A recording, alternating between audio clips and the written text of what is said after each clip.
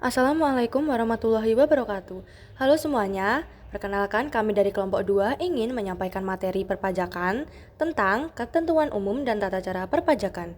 Sebelumnya, perkenalkan anggota kami yaitu Oktadia Sinta Triharyadi dengan NIM 24041643, lalu Safa Divananda dengan NIM 24041646, dan Yaskia Azahra Kusumati Tania dengan NIM 24041652. Selanjutnya, pengertian pajak. Apa itu pajak? Berdasarkan Undang-Undang Ketentuan Umum dan Tata Cara Perpajakan atau UU KUP, pengertian pajak adalah kontribusi wajib kepada negara yang terutang oleh orang pribadi atau badan yang bersifat memaksa berdasarkan undang-undang, dengan tidak mendapatkan imbalan secara langsung dan digunakan untuk keperluan negara bagi sebesar-besarnya kemakmuran rakyat.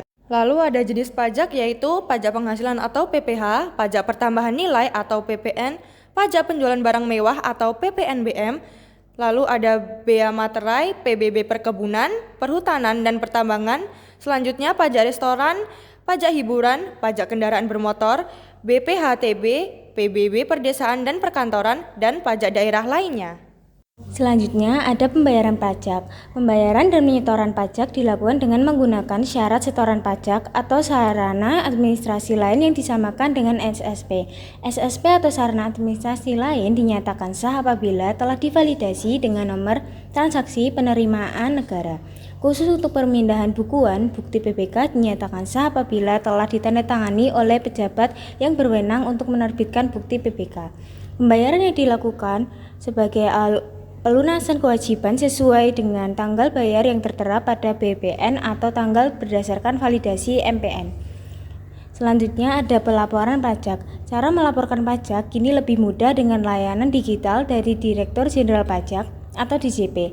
Yang pertama, melakukan registrasi dan aktivasi akun DJP online melalui laman resmi, isi data pribadi dan NPWP, lalu aktifkan akun dengan kode yang dikirim melalui email. Kemudian siapkan data dan dokumen seperti SPT dan bukti pemotongan pajak. Kemudian masuk ke akun DJP online, pilih jenis SPT dengan ikut petunjuk untuk mengisi rincian penghasilan, potongan pajak, kredit pajak. Pastikan data validasi sebelum mengirim. Kemudian setelah mengirim, simpan bukti penerimaan elektronik sebagai tanda laporan pajak.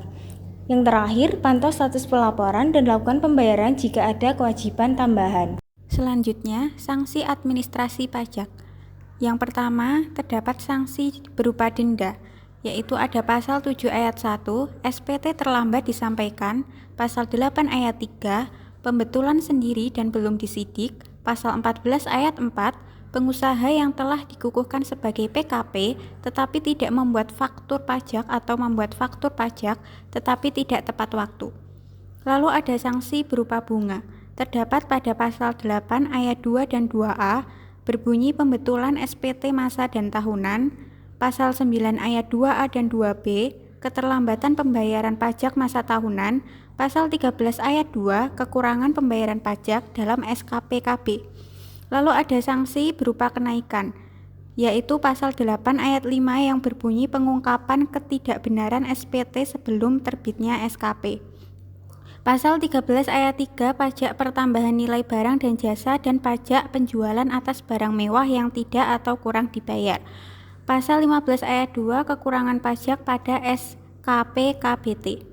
Kesimpulan yang dapat diambil dari apa yang saya sampaikan yaitu pembayaran pajak dan pelaporan adalah kewajiban yang harus dipenuhi oleh wajib pajak. Sanksi administrasi pajak dapat diberikan jika wajib pajak tidak memenuhi kewajiban pajaknya. Penting untuk memahami kewajiban pajak dan konsekuensi hukumnya untuk menghindari sanksi administrasi pajak. Sekian apa yang saya sampaikan. Bila ada salah saya mohon maaf. Wassalamualaikum warahmatullahi wabarakatuh.